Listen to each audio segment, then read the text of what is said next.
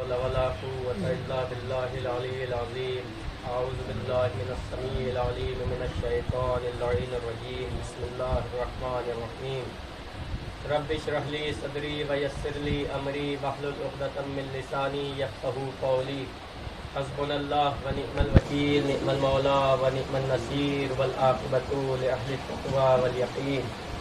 والحمد لله رب العالمين. الصلاة والسلام والتحية والإكرام على بشير النذير والسراج المنير، العبد الأيد والمصطفى الأمجد، الرسول المسدد الحميد الحامد الحماد المحمود الأحمد أبي القاسم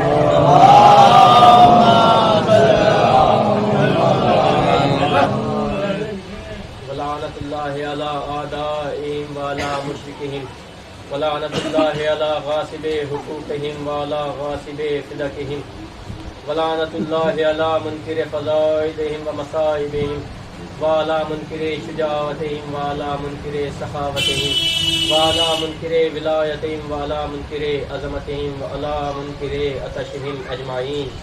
أما بعد، فقد قال الله تبارك وتعالى في كتاب المجيد والقرآن الحكيم وقوله الحق. بسم الله الرحمن الرحيم. إنا لله وإنا إليه راجعون. صلوات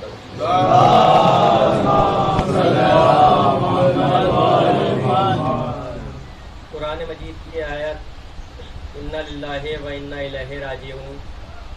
ہم آئے ہیں خدا کی بارگاہ سے اور واپس اس کی بارگاہ میں، رب کی بارگاہ میں ہمیں پلٹ جانا ہے. ہر نفس کو موت آنی ہے، ہر جاندار کا مقدر موت ہے.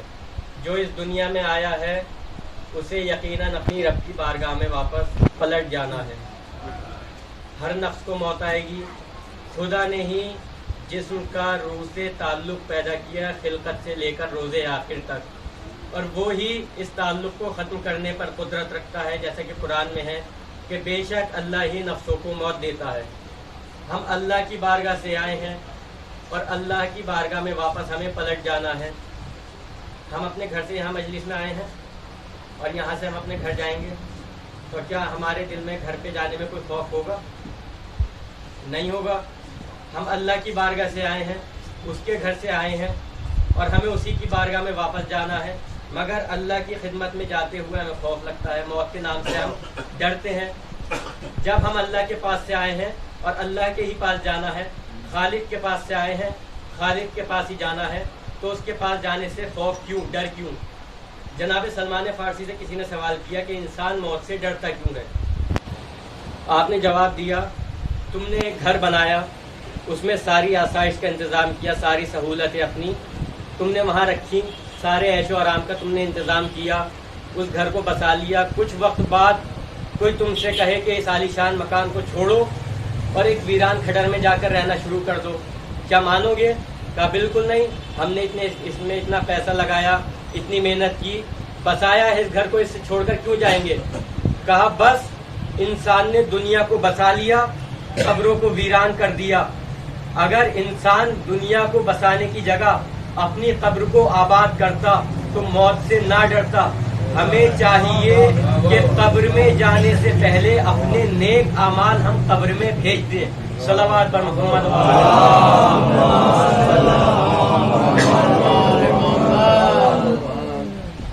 دیکھا گیا ہے کہ کہیں کہیں مومن کی روح بہت مشکل سے، سختی کے ساتھ نکلتی ہے اور فاسق کی روح بہت اطمینان سے نکل جاتی ہے.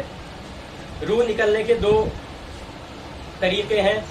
ایک تو یہ کہ جیسے کوئی خوشبو سونگھ رہا ہو، اور دوسرا یہ کہ جیسے معتذر کے جسم پر جس کی روح نکل رہی ہے اس کے جسم کو قینچی سے کاٹا جا رہا ہو.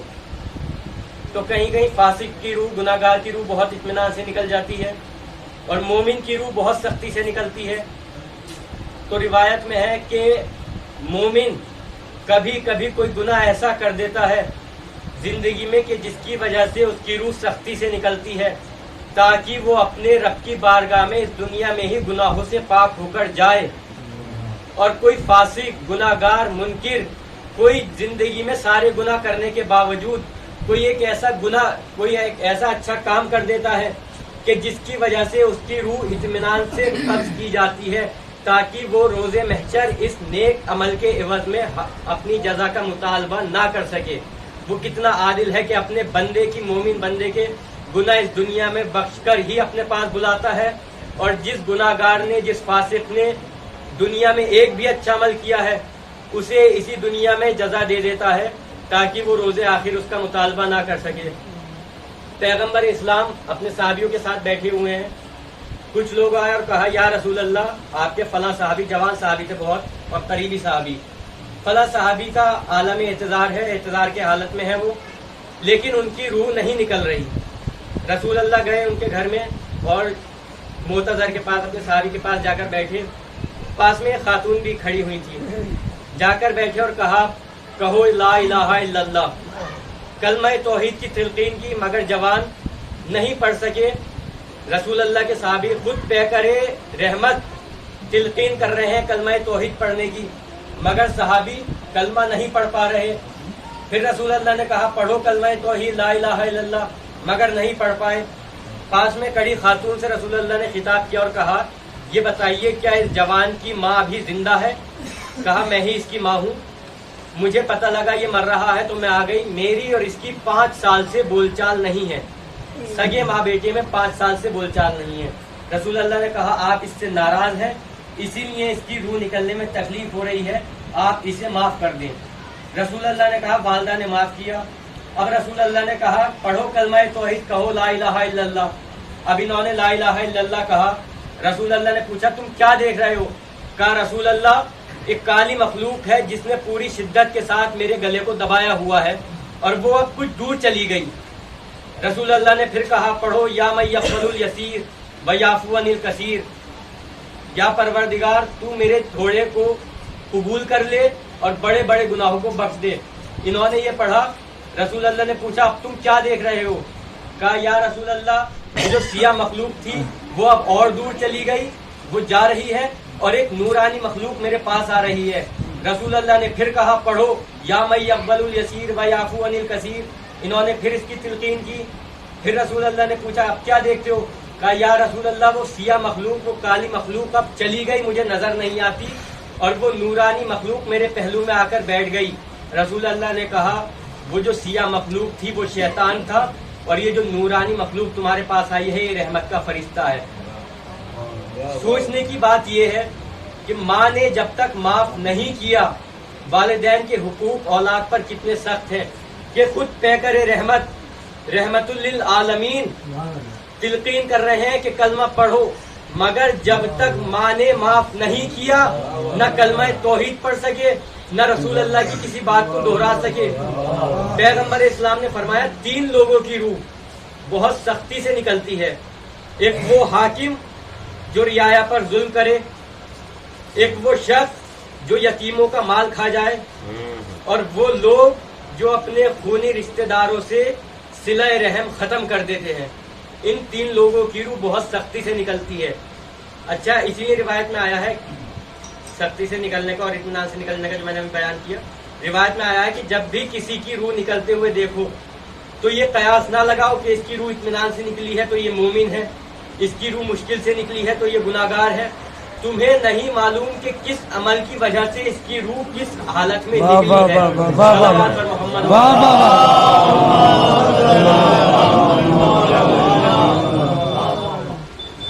امام جعفر صادق علیہ الصلوۃ والسلام ارشاد فرماتے ہیں کہ انسان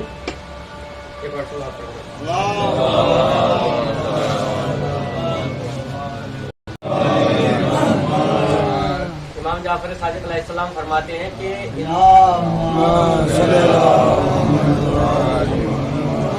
مومن قبر میں تنہا نہیں جاتا، جب مومن قبر میں جاتا ہے تو اس کے ہمراہ 6 صورتیں ہیں جو اس کے ساتھ قبر میں داخل ہوتی ہیں۔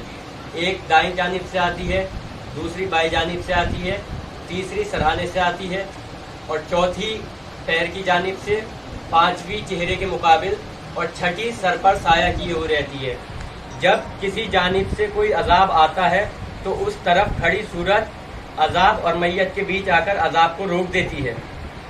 جب یہ سب ہوتا ہے تو سب سے نورانی جو صورت ہے جو سر کے اوپر سایہ کیے ہوئے ہے وہ کہتی ہے خدا تمہیں جزائے خیر دے، اور تم کون ہو تو دائیں جانب جو صورت ہے وہ کہتی ہے میں اس کی نمازیں ہوں، بائیں جانب کھڑی صورت کہتی ہے میں اس کی زکوٰۃ ہوں، سر کے اوپر سر کی طرف جو صورت ہے وہ کہتی ہے میں اس کا روزہ ہوں، جو چہرے کے مقابل صورت ہے وہ کہتی ہے میں اس کا حج اور عمرہ ہوں، اور جو پیر کی سامنے پیر کی طرف ہے پانچویں صورت وہ یہ کہتی ہے کہ میں اس کا وہ احسان ہوں جو اس نے اپنے مومن بھائیوں پر کیا ہے۔ اور پھر یہ تمام صورتیں ایک ہو کر اس سب سے نورانی صورت سے مخاطب ہو کر کہتی ہیں کہ تم کون ہو جو ہم سب میں سب سے زیادہ نورانی اور سب سے زیادہ خوبصورت ہو۔ تو وہ جو صورت سر پر سایہ کیے ہوئے ہے وہ کہتی ہے میں ولایت اہل بیت ہوں، میں ولایت اہل بیت ہوں، اسے ولایت پر موت آئی ہے۔ یہ سب سے زیادہ نورانی صورت ہے جو قبر کو منور کرتی ہے۔ بغداد کا بازار ہے، دیوانہ اہل بیت حضرت بہلول دانا بیٹھے ہوئے ہیں زمین پر، کبھی ہاتھ سے لوگوں کی طرف اشارہ کرتے ہیں، اللہ کی طرف اشارہ کرتے ہیں، پھر لوگوں کی طرف اشارہ کرتے ہیں، پھر آسمان کی طرف اشارہ کرتے ہیں اور منہ سے کچھ بول رہے ہیں۔ لوگوں نے دیکھا اور جمع ہوئے اور جانے کے بعد کہا بہلول کیا کر رہے ہو؟ کہا اللہ اور بندوں کی دوستی کروا رہا ہوں۔ لوگوں نے کہا نتیجہ کیا نکلا؟ تو انہوں نے جواب دیا اللہ تو راضی ہے مگر بندے نہیں مانتے، بندے راضی نہیں ہوتے۔ کچھ وقت بعد حاکم کا انتقال ہوا، پورا شہر ان کے آخری سفر میں گیا، انہیں دفن کیا۔ پھر کسی نے دیکھا کہ دیوانہ اہل بیت ٹوٹی ہوئی قبر میں پیر لٹکا کر بیٹھا ہے، قبر کی طرف انگلی سے اشارہ کرتا ہے، آسمان کی طرف اشارہ کرتا ہے، پھر منہ سے کچھ کہہ رہا ہے۔ لوگ جمع ہوئے اور جانے کے بعد پھر پوچھا بہلول کیا کر رہے ہو؟ کہا اللہ اور بندے کی دوستی کروا رہا ہوں۔ پھر پوچھا نتیجہ کیا نکلا؟ کہا اس بار اللہ راضی نہیں ہوتا، بندے اب راضی ہیں مگر اللہ راضی نہیں ہوتا۔ جب موت کے فرشتے کو دیکھ لیا، قبر میں تاریکی دیکھ لی، تو اب تو راضی ہونے کے علاوہ کوئی راستہ ہی نہیں، مگر اب وہ دروازہ بند ہو گیا، وہ خدا کی توبہ کا دروازہ بند ہو گیا، اب راضی ہونے کا کوئی فائدہ ہی نہیں۔ مولا کائنات قبرستان میں کھڑے تھے، ایک میت دفن ہونی تھی، قبر کھد رہی تھی، کچھ وقت تھا، ایک شخص آگے آیا اور کہا یا علی کیا بہترین موقع ہے کہ یہاں مجمع جمع ہے اور آپ کچھ نصیحت فرمائیں۔ مولا نے کہا تو قبرستان میں کھڑا ہے، تیرے سامنے میت رکھی ہوئی ہے جسے کچھ وقت بعد ابھی سپرد خاک کیے جانا ہے، اس کے باوجود بھی تجھے کسی نصیحت کی ضرورت ہے؟ یہ سوچ کہ یہ جو میت پڑی ہے یہ کوئی اور نہیں بلکہ تو ہے اور تجھے ابھی سپرد خاک کر دیا جانا ہے۔ جب میت کو دیکھ لیا تو اب نصیحت کیسی؟ یہ در اہل بیت، سب کچھ ہر علم ہمیں در اہل بیت سے ملا، یہاں تک کہ موت کا ذائقہ بھی در اہل بیت سے ہمیں مل گیا۔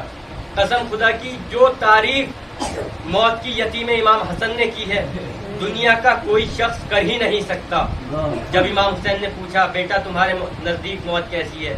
چچا جان موت شہد سے زیادہ شیریں ہے، اگر یہ نہ بتاتے تو ہمیں یہ بھی نہ پتہ لگتا کہ معرفت والے لوگوں کے لیے، مومنوں کے لیے موت ہوتی کیسی ہے۔ آج 7 محرم ہے، خیام حسینی میں الاتش کی صدائیں بلند ہو گئی، شب عاشور ہے، امام حسین تمام اصحاب کے ساتھ بیٹھے ہوئے ہیں اور شہیدوں کی فہرست لیے ہوئے ہیں اور ہر اصحاب سے کہہ رہے ہیں زہیر کل آپ شہید ہو جائیں گے، حبیب کل آپ شہید ہو جائیں گے، عباس کل آپ شہید ہو جائیں گے، علی اکبر کل آپ شہید ہو جائیں گے۔ ایک ایک شہید کا امام حسین نام لے رہے ہیں۔